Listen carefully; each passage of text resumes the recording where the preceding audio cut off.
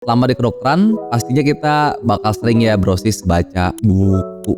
Jadi buku itu bakal jadi temennya brosis, mau lagi bangun tidur, siang-siang, lagi kuliah, ataupun nanti pas lagi mau tidur. Nah maka dari itu kita harus kenalan nih buku-buku apa aja sih yang kita bakal pelajarin selama di fakultas kedokteran. Dan sebenarnya buku ini wajib banget guys kita punya. Maka dari itu yuk stay tune di Metals ID.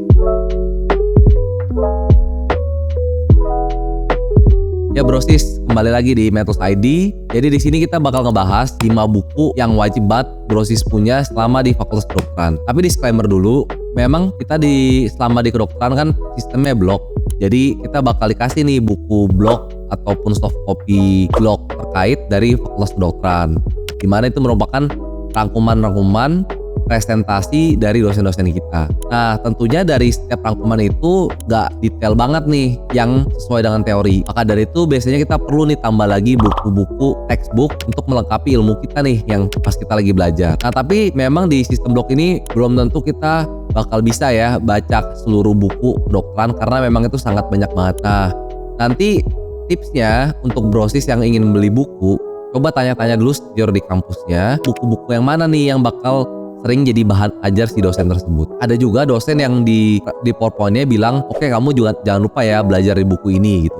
Bisa juga, tapi juga ada dosen yang nggak cantumin dan tiba-tiba keluar aja tuh di soal ujian. Nah maka dari itu penting banget buat tanya ke seniornya. Nah atau juga brosis yang mau e-book, jadi buku kedokteran di digital, Netflix juga kebetulan ada nyediain. Brosis bisa lihat nih di link di deskripsi. Di situ kita cantumin step-step gimana buat dapetin free book gratis untuk brosis yang di fakultas kedokteran. Oke, maka dari itu kita bakal ngebahas nih 5 buku yang wajib banget buat brosis punya, mulai dari topiknya. Topik pertama pastinya buku anatomi. Kita pasti di semester awal gak bakal jauh-jauh nih, bakal dengerin namanya praktikum anatomi ataupun ya semua pelajaran terkait anatomi. Apalagi anatomi kan visual banget ya, dimana kita belajarnya struktur organ yang ada di manusia. Tentunya kita harus visual banget. Nah di buku anatomi ini ada beberapa pilihan nih buat brosis pelajarin lewat buku tersebut, dan tentunya bukunya ada plus minusnya. Oke, kalau untuk yang pertama itu pasti Sobota ya, Sobota Atlas Anatomi itu brosis pasti udah familiar banget kalau misalnya masuk kedokteran karena bukunya sangat tebal kayak gini bentukan bukunya. Nah untuk Sobota sendiri itu dia bisa dibilang paling lengkap. Jadi kalau misalnya kita mau belajar struktur anatominya di Sobota tuh paling lengkap. Tapi memang di Sobota itu tidak ada penjelasan secara detail si struktur anatomi tersebut. Dia biasanya lebih ada gambar terus ditunjukin ini namanya apa. Nah untuk Sobota sendiri dia bakal ada 3 volume. Jadi setiap edisi dia bakal ada 3 volume. Nah volume itu sendiri bakal sesuai dengan struktur masing-masing. Oke, 3 volumenya itu ada anatomi umum dan sistem muskuloskeletal. Volume kedua ini organ interna, dan volume ketiga nih kepala, leher, dan neuroanatomi. Jadi nanti kalau misalnya brosis beli Sobota dia bakal ada 3 volume ini. Tentunya nanti kita pelajarin sesuai dengan kebutuhannya kita. Nah selanjutnya ada juga namanya Netter. Jadi buku anatomi yang lain tuh ada Netter Atlas Anatomi. Nah kalau Netter itu biasanya dia lebih compact. Jadi satu buku aja udah mencakup semua. Beda ya kalau sama Sobota kan dia 3 volume tadi. Nah tapi untuk di Netter dia gambarnya tuh nggak terlalu detail atau nggak terlalu mendalam. Jadi dia ngebahas suatu struktur nggak sedetail dari si Sobota tadi. Jadi lebih ringkas gitu. Nah tapi gambarnya tuh bener-bener kayak gambar tangan yang tidak terlalu realistik gitu. Nah Netter ini juga positifnya dia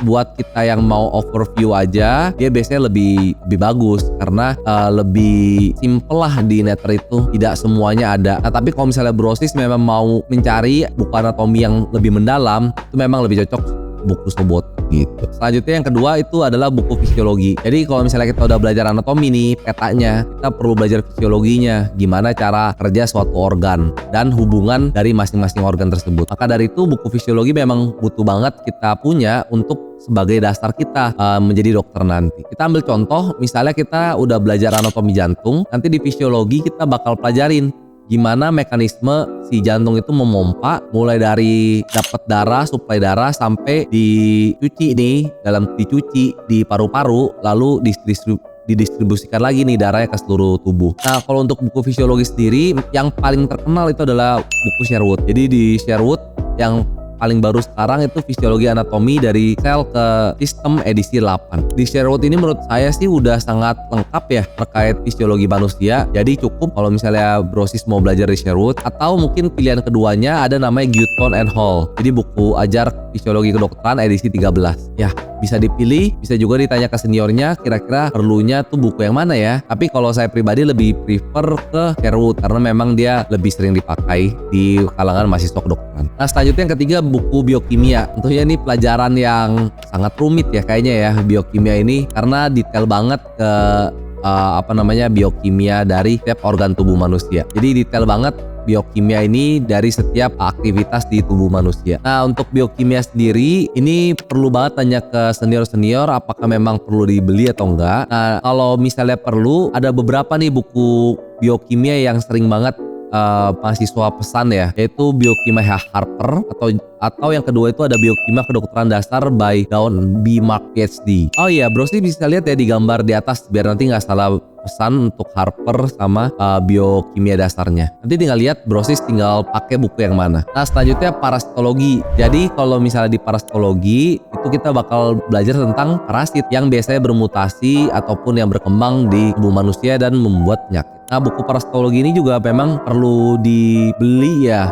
karena beberapa sih memang sering rangkuman-rangkumannya keluar dari buku yang dijual gitu. Nah, ini memang kalau misalnya buku parasitologi ini bakal di salah satu yang paling rekomendasi buku parasitologi FKUI ya. Kalau nggak salah sekarang di edisi keempat. Memang dulu kebetulan di kedokteran juga saya beli buku parasitologi ini karena pakai nih buat praktikum parasitnya nanti. Atau yang kedua juga yang sering mahasiswa beli itu buku ajar parasitologi kedokteran edisi 2 dari Prof. Dr. Wedarto DTM PhD. Jadi buku kedua yang sering dibeli itu yang buku tersebut. Oke, yang terakhir terkait buku farmakologi.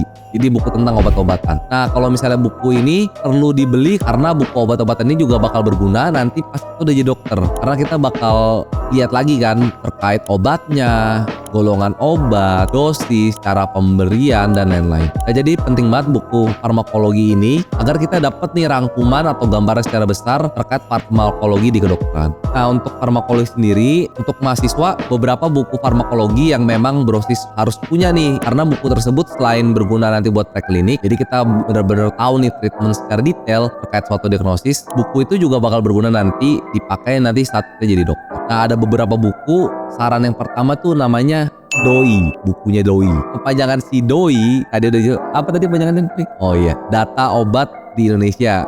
Jadi ini salah satu buku yang dokter di Indonesia perlu, karena di buku ini biasanya udah detail nih terkaitnya tadi jenis obat, golongan, cara pemberian, kontraindikasi, lagi efek samping dan lain-lain. Jadi udah rangkuman lah buku si DOI ini. Nah, selain DOI itu ada namanya farmakologi dari Richard Harvey. Ini juga salah satu buku kedokteran yang sering dibeli sama mahasiswa kedokteran. Dan yang terakhir memang yang ini sih yang paling orang punya, ini namanya Katsung. Biasanya orang bilang Katsung. Farmakologi Dasar dan Klinik edisi 12 by Bertham G.